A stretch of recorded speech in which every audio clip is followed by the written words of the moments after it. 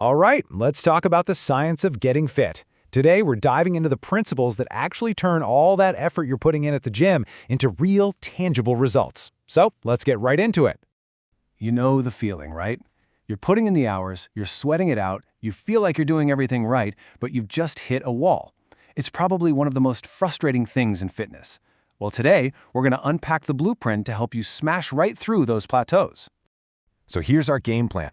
We're going to start with the absolute basics, the fit blueprint. Then we'll level up with the 7 golden rules that elite athletes swear by.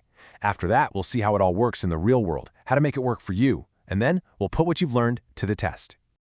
Okay, first up is the FIT principle. I want you to think of this as the essential foundation for any good training program. If you can get these 4 things right, you are well on your way to building a much smarter workout. It's a really simple but super powerful acronym. Frequency, intensity, time, and type. Believe it or not, every single workout you do is already defined by these 4 things. The real secret is learning how to control them on purpose. Let's start with frequency. This one's easy. It's just how often you train. Are you in the gym 3 days a week? 5? It's all about finding that sweet spot, a consistent schedule that challenges your body but still gives it enough time to recover. Next is intensity. This is the how hard part of your workout. It's all about the effort you're putting in. If you're a weightlifter, it's the weight on the bar. If you're a cyclist, it's how fast you're pedaling. Honestly, this is where the real change happens. And then we have time. Pretty straightforward, right? How long is your workout? Are you going for 30 minutes, an hour? The duration of each session plays a massive role in the kind of results you're going to see. And finally, the last piece of the fit puzzle is type. This is what you're actually doing. And this slide says it all, doesn't it? The training a rugby player does looks totally different from what a competitive swimmer does. The exercise you choose has to line up with your specific goals. Okay, so we've got the fit blueprint locked in. Now we're going to build on that with the 7 golden rules. This is where we make the switch from just, exercising to actually training with a purpose, just like the pros do. These are the principles that really drive that continuous improvement. We're talking about things like progressive overload, specificity, reversibility, all the good stuff. These are what take a decent plan and make it great. We're going to break a few of these down to see how they really work. Theory is one thing, but seeing it in action is everything. So let's take these ideas off the page and look at how they actually play out in real-life training. So let's look at the principle of specificity.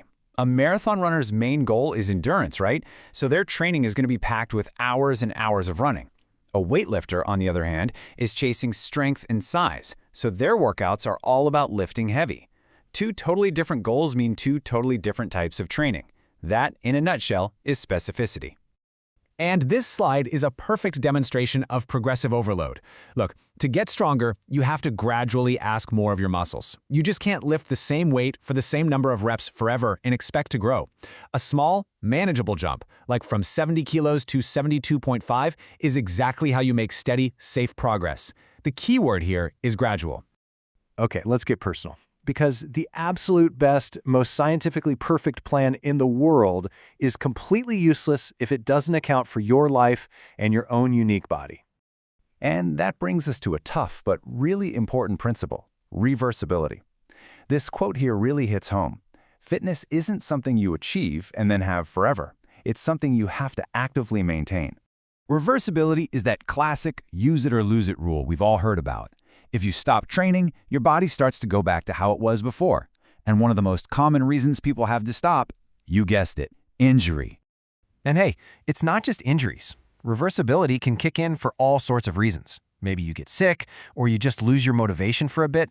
It could be a planned off-season, or maybe you've been pushing yourself way too hard and you're just burnt out. It's a powerful reminder that consistency really is everything.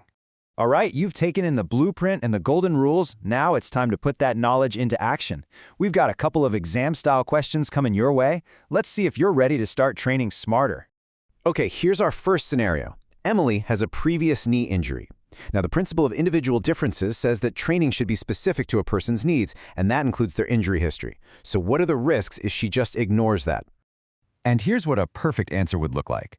First, the most obvious risk. She could seriously re-injure her knee, which would set her back even further. But there's another crucial part. That setback could be so frustrating that she becomes completely demotivated and just gives up altogether. It's so important to protect both your body and your mindset. Okay, question number 2. This one's a little more complex. You need to define 2 principles, variation and reversibility, and then apply them both to a netball player. So, how would you break this one down? Here we go. A great answer here would have 2 clear parts. First, for variation, you'd talk about mixing things up to avoid getting bored. So a netball player might switch between long, steady runs and short, intense sprint drills. Second, for reversibility, you talk about losing fitness when you stop training. If that same player gets sick and misses 2 weeks of practice, she's definitely going to feel a drop in her fitness. See? Simple, clear, and applied perfectly. And that brings us to the end. We've covered the Fit Blueprint and the 7 golden rules that guide smart training. These aren't just theories anymore. You've seen exactly how they work. So the only question left is the one right there on your screen. What's one thing you're going to change to make your next workout even smarter?